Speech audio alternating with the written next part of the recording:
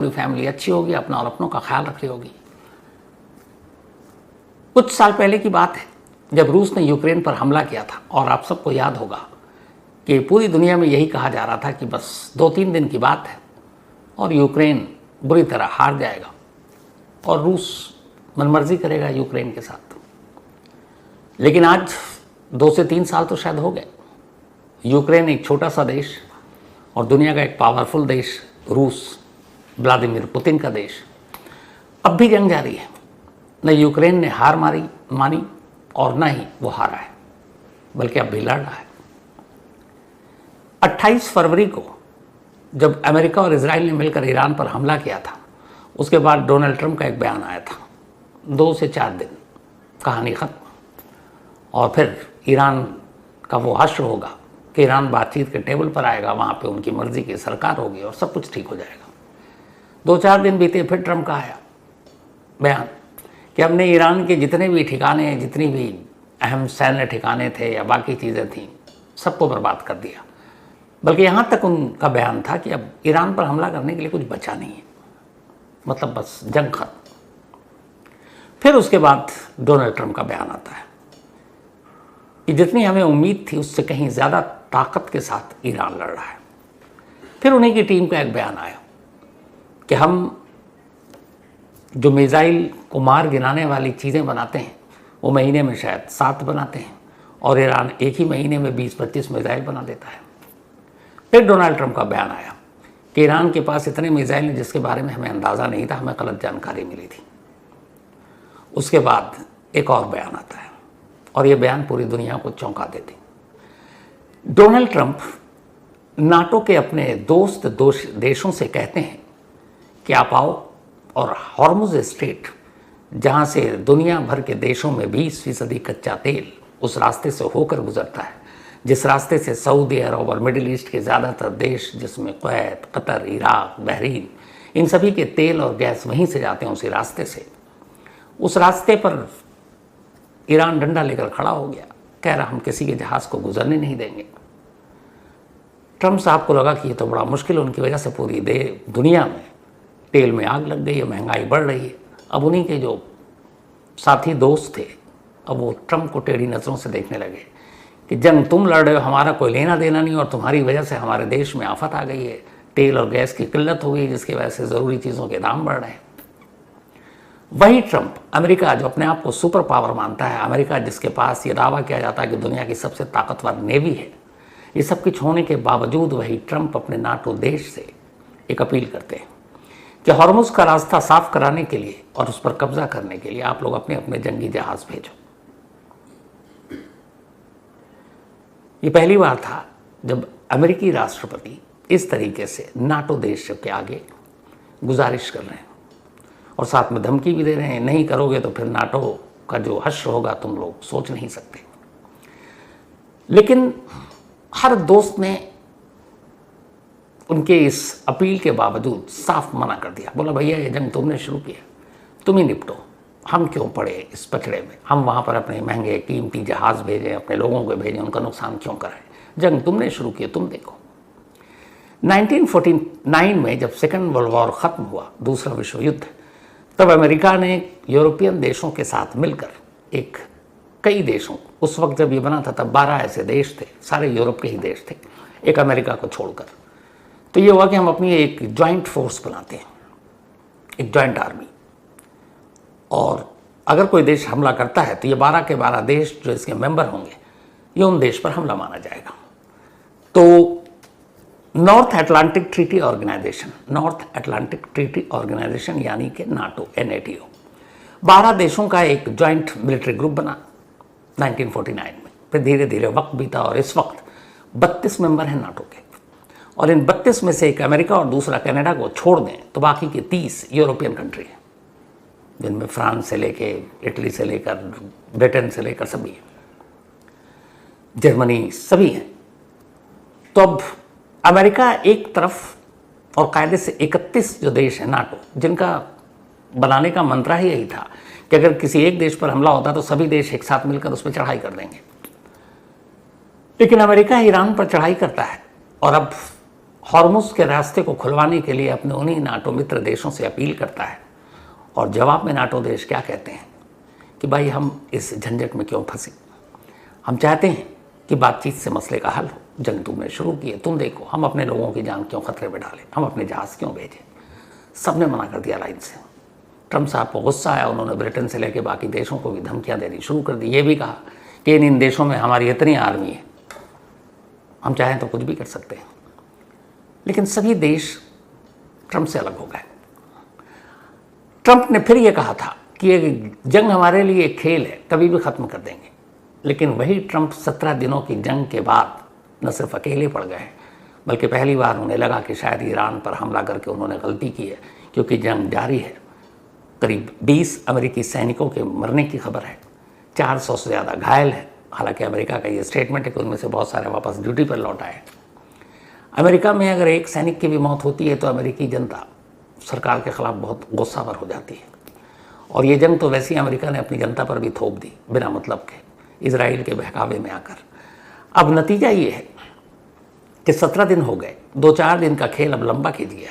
और इससे भी बड़ा आप क्या कहें अमेरिका के लिए मजाक कि ये हुआ कि भाई अब सीज़ फायर कर दो, युद्ध विराम। अमेरिका कहता है ठीक है, हमारे पास अब वहाँ पे हमला करने के लिए तो कुछ बचा नहीं। तो जब बचा नहीं तो फिर नाटो देश से आप मदद क्यों मांग रहे हैं। और दूसरा, पहली बार ऐसा हुआ कि अमेरिका को किसी ने आईना दिखाया। अब अमेरिका नहीं बल्कि ईरान मना कर रहा है युद्ध विराम के लिए। ईरान के जो प्रेसिडेंट हैं मसूद पेजेश्कियन, इन्होंने सोशल मीडिया पर एक पोस्ट किया और उसमें उन्होंने लिखा है कि कई देशों ने हमसे युद्ध विराम करने के लिए क्या, खासतौर पर उन्होंने पाकिस्तान और रूस का जिक्र किया। उन्होंने कहा कि अब आप युद्ध विराम कर लीजिए, सीज फायर कर लीजिए।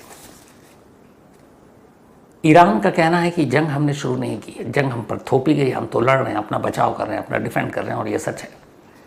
तो जब हम पे थोपी नहीं गई, शुरू हमने नहीं की, तो हम कौन होते हैं युद्ध विराम करने वाले। अमेरिका और इजराइल जंग रोके, और अगर आप मुझसे उम्मीद कर रहे हैं कि हम जंग रोके तो फिर 3 शर्तें। सोचिए, ईरान अपनी शर्तें गिना रहा है अमेरिका को। 17 दिन की लड़ाई में उन्होंने अपने तेवर और ताकत दिखाए, तो फिर शर्तें भी रखेंगे सामने। 3 शर्तें उन्होंने रखी हैं युद्ध विराम के लिए फौरन। और ये जो 3 शर्तें हैं वो ये है कि पहला,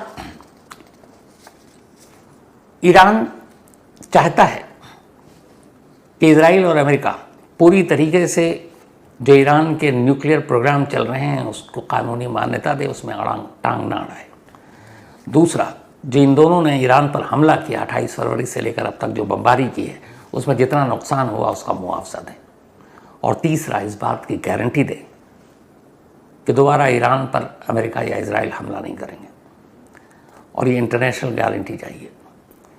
तो अगर ये 3 शर्तें मान ली जाती हैं तो फिर ईरान युद्ध विराम को तैयार है, और वरना ईरान तब तक लड़ेगा जब तक आखिरी उसके पास हथियार होगा। तो ये बात सिर्फ 3 शर्तों की नहीं है, ये बात ये है कि कैसे ईरान ने अमेरिका और इजराइल को इन 17 दिनों की जंग में उनकी उम्मीद से ज़्यादा परेशान कर दिया, और अब भी खड़ा हुआ है। इस ईरान की तरफ से बयान आया था कि शुरुआती जंग में जो पहले 5-6 दिन थे, उन्होंने अपने कबाड़ मिसाइल का इस्तेमाल किया था, और ये बड़ी एक सोची समझी उनकी रणनीति का हिस्सा था कि जब हमला हुआ तो उन्होंने पलटवार किया, मिसाइल दागे जो उनके सबसे घटिया मिसाइल थे। क्यों? ताकि उस मिसाइल को गिराने के लिए इजराइल अपने बेहतरीन जो हथियार हैं उनको छोड़े, जैसे आयरन डोम और बाकी चीज़ें थी। लेकिन वो इस खेल को समझ नहीं पाए और ईरान के इस कबाड़ मिसाइल पे ही अपनी सारी एनर्जी लगा दी। और उसके बाद फिर ईरान ने अपने मिसाइल निकाले, और वो अभी भी लगातार न सिर्फ इजराइल पर, बल्कि पहली बार ऐसा हुआ कि अमेरिका के जो सैन्य ठिकाने मिडिल ईस्ट में हैं उन देशों पर, उन ठिकानों पर ईरान ने हमला किया। और ये किसी ने नहीं सोचा था कि ईरान सीधे सीधे अमेरिका के सैन्य ठिकानों पर हमला कर सकता है, लेकिन ईरान ने जब ये किया, कहानी वहीं से पलटी। अब अमेरिका की परेशानी ये है कि जंग ख़त्म होने का नाम नहीं, ईरान युद्ध विराम को तैयार नहीं, और खामोखा बात इजराइल और ईरान की थी, अमेरिका कूद पड़ा एक दादागिरी के तौर पर। अब उसे कुछ समझ में नहीं आ रहा है। तो यही अब एक बात हो रही है, और वो ये कि क्या 17 दिन के इस जंग में अमेरिका हार गया? और दूसरा कि अमेरिका को क्यों अब ये नाटो देशों से मदद मांगनी पड़ी, जबकि आपके पास बेस्ट नेवी है, आपके पास सुपर पावर है आप। तो उसकी कई चीज़ें हैं। अमेरिका को जब ये लगा था शुरुआत में ईरान पर हमला किया कि जनवरी में और दिसंबर के एंड में अमेरिकी जो लोग हैं उन्हें बड़ी आसानी से समझा सकते हैं कि ईरान में देखो ईरानी जनता उन्हीं की सरकार के ख़िलाफ़ है, हम वहाँ हमला करेंगे, तख्ता पलट करेंगे, ईरानी जनता खुश हो जाएगी, बाकी काम हो जाएगा। लेकिन हुआ उल्टा। जब 28 फरवरी को अमेरिका ने हमला किया जिसमें खामनेई की मौत की बात आई, उसके 24 घंटे बाद डोनाल्ड ट्रंप ने एक बयान जारी किया था कि ईरानी जनता या ईरानी अवाम अब तुम आगे आओ और सत्ता अपने हाथ में लो, अपने पसंद के लोगों को बनाओ। फिर उन्होंने ये भी कहा ट्रंप ने कि अब जो अगली हुकूमत होगी उसमें जो नेता होगा उसमें हमारी भी हाँ होगी कि कौन बनेगा। लेकिन हुआ उल्टा। इस जंग के बाद जो ईरानी जनता खामनेई और ईरान की सरकार के खिलाफ थी वो एकजुट हो गई। खामनेई की मौत की जब खबर आई तो हज़ारों लोग सड़कों पर उतर आए। तख्ता पलट हुआ नहीं। पहला झटका अमेरिका को यहाँ लगा। दूसरा झटका ये लगा कि जब ईरान ने हॉर्मुज स्ट्रेट बंद कर दिया तो अब अमेरिका की दोस्ती तो मिडिल ईस्ट के देशों से है, सऊदी अरब से है, यूएई से है, कतर से है, इराक में तो उसकी कठपुतली सरकार है ही है। तो वहाँ के जब सैन्य ठिकानों पर हमले होने लगे तो अब यूएई जैसा देश जो पूरी तरह से टूरिज्म पर टिका हुआ है, दुनिया में सबसे सेफेस्ट प्लेस जिसको कहते हैं, जिसका कोई टेररिज्म क्राइम से मतलब नहीं है, और वहाँ बड़े बड़े लोगों ने अपनी इन्वेस्टमेंट कर रखी है, बड़े बड़े लोगों के घर हैं पूरी दुनिया के। तो जब वहाँ हमला हुआ तो लोग घबरा गए कि दुबई में तो हम लोग आए थे कि भाई ये सेफेस्ट प्लेस है, पर यहाँ क्या हो रहा है, यहाँ भी मिसाइल गिर रहे हैं। उधर सऊदी अरब में रियाद में भी अमेरिकी बेस पर हमला होने लगा। तो इन देशों को लगा कि ये क्या हो गया। अब वो देश अमेरिका पर दबाव डालने लगे, भाई लड़ाई आपकी है, हमारे देश पे क्यों हम खामखा आपकी वजह से, आपकी मौजूदगी की वजह से हम पर हमले हो रहे हैं। तब उधर दबाव भी है कि अमेरिका मिडिल ईस्ट के अपने दोस्त देशों को नाराज़ नहीं कर सकता, क्योंकि यहाँ से अमेरिका अपनी मन मर्जी के हिसाब से तेल भी लेता है और उस देश को चलाता भी है। तो अरब देश भी नाराज़ हो रहे हैं।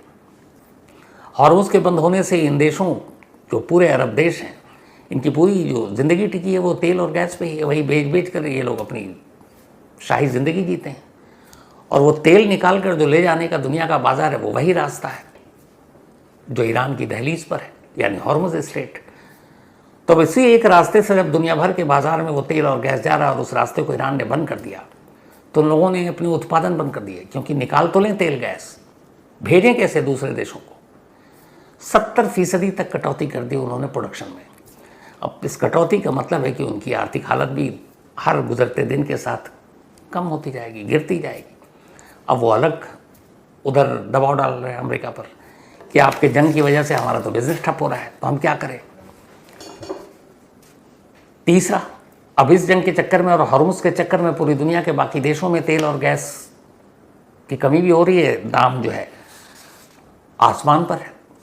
तो वो देश भी अब अमेरिका को आंखें दिखाने लगे हैं कि आपकी दादागिरी के चक्कर में हम फंस गए। तो अब इसीलिए हॉर्मुज का एक रास्ता, छोटा सा संकरा, जो आपको मैंने डिटेल में पूरा सुनाया हॉर्मुज के बारे में, मतलब 39 किलोमीटर 35 किलोमीटर चौड़ाई और लंबाई, ऐसे ही कुछ। और एक छोटे से समुद्री रास्ते पर अमेरिका जैसा सुपर पावर, सबसे बेस्ट नेवी रखने वाला, उस रास्ते को कंट्रोल नहीं कर रहा। और ईरान ने यह दिखाया कि ईरान की चूँकि दरवाजे पर, सरहद पर है ये, कुछ ही दूरी पर, वो अपने ही सरजमीन से बैठकर और इस पूरे हॉर्मुज का एक जो नेक है जहाँ से जहाज़ गुजरता है, चूँकि बहुत संकरा रास्ता है, तो एग्जिट पॉइंट को अगर बंद कर दे तो कोई जहाज़ गुजर नहीं सकता। और अगर गुजरने की ज़बरदस्ती हिम्मत करेगा तो ईरान उस पर बम गिरा रहा है। कई ऐसे जहाज़ हैं, कम से कम 10 जहाज़ों को निशाना बनाया है ईरान ने। इसके अलावा वहाँ समुद्री माइंस बिछा रखे हैं, तो जो जहाज़ वहाँ से गुजरने की गुस्ताखी करेंगे वो माइंस उस जहाज़ को नुकसान पहुँचा सकते हैं। और चूँकि उस पूरे एरिया में कंट्रोल, ईरान ने कहा कि हमने हॉर्मुज को बंद नहीं किया है, हमारा सिर्फ ये है कि जो भी अमेरिका के दोस्त देश हैं वो इस रास्ते से तेल लेकर नहीं जा सकते, और जो अमेरिका के ख़िलाफ़ हैं वो तमाम देश इस रास्ते से अपने जहाज़ ले जा सकते हैं। तो हमने बंद नहीं किया है, बल्कि सिर्फ कंट्रोल कर रखा है इस हॉर्मुज को। लेकिन इस कंट्रोल की वजह से जहाज़ों की कतारें लगी हुई हॉर्मुज पर। अपने यहाँ देखिए आप, एलपीजी गैस सिलेंडर की शहर शहर में लोग लाइनें लगाए हुए हैं। दूसरा, ट्रंप ने अभी उसी खार्ग आइलैंड पर बम गिराए, लेकिन अमेरिका को पता है कि खार्ग आइलैंड से ईरान के 90% तेल दुनिया के बाज़ारों में पहुंचते हैं, और अगर उस तेल के ठिकानों को नुकसान पहुंचा दिया तो बेशक ईरान का बहुत बड़ा नुकसान होगा, लेकिन पूरी दुनिया में तेल की ऐसी किल्लत होगी कि मारामारी हो जाएगी।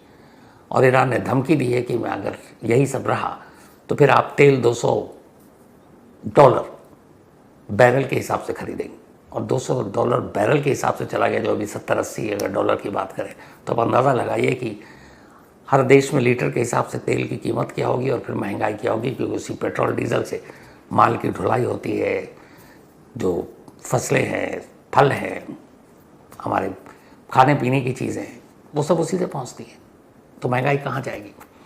तो ट्रंप ने हमला तो किया पहली बार खार्ग पर, लेकिन ये कहा कि हमने खार्ग पर ईरानी रिवोल्यूशनरी गार्ड कॉर्प्स के ठिकानों को निशाना बनाया, तेल के ठिकानों को नहीं।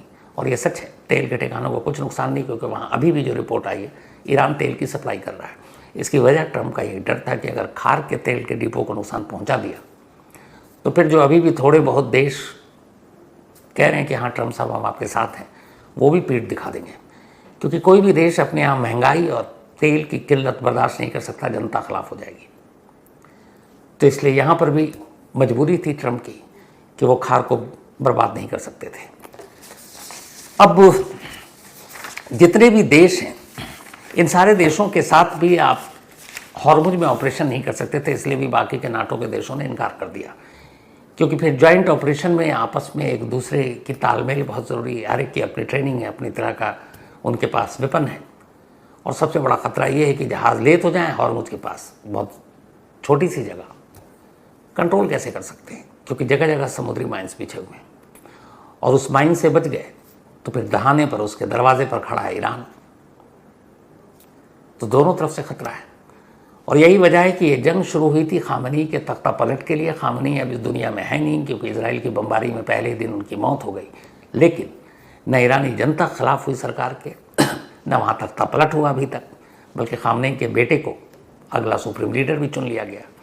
लेकिन जिस तख्ता पलट के लिए जंग 28 फरवरी को शुरू हुई, उसकी सच्चाई ये है कि जंग अब दो जगहों पर आकर सिमट कर रह गई है।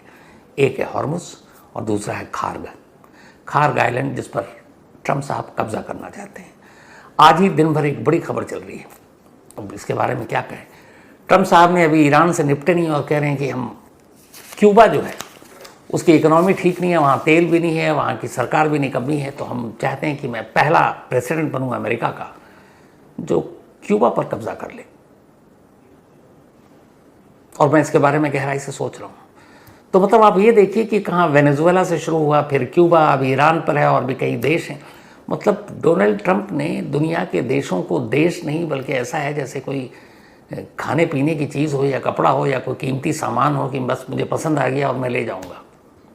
क्यूबा के बारे में आज का स्टेटमेंट है, और बाकायदा हर टीवी चैनल पर चल रहा है कि हम क्यूबा पर भी कब्जा करने की सोच रहे हैं। तो ईरान से भी निपट नहीं पाए। अमेरिका में इस हमले को लेकर ट्रंप के खिलाफ ही धरना प्रदर्शन जारी है। उधर इजराइल मज़े में है, क्योंकि उसने जंग शुरू करके अमेरिका को अपने साथ मिलाया, और अब मज़े से बैठा हुआ है कि चलो अमेरिका आगे आगे वो देख लेगा। उसने भी अपनी चालाकी की है, और इस खेल में ट्रंप फंस गए। ऐसा फंसे हैं कि 2-4 दिन का खेल समझ रहे थे, 17 दिन तो हो गया। अब उल्टा ये पड़ गया है कि अब ईरान से लोग कह रहे हैं कि भाई आप सीज़ फायर कर लो, युद्ध विराम, और ईरान ने शर्तें रख दी सामने, शर्तें ऐसी जो शायद मानी नहीं जाएंगी, और ईरान को ये बात पता है, और इसीलिए ये जंग अब लंबी खींचेगी, और या तो फिर अमेरिका और इजराइल पीछे हटे।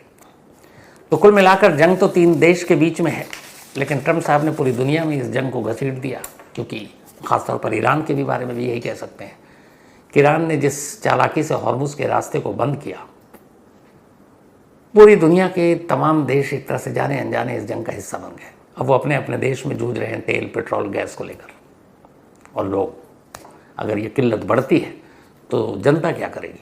वो अपनी सरकार के खिलाफ आवाज़ उठाएगी।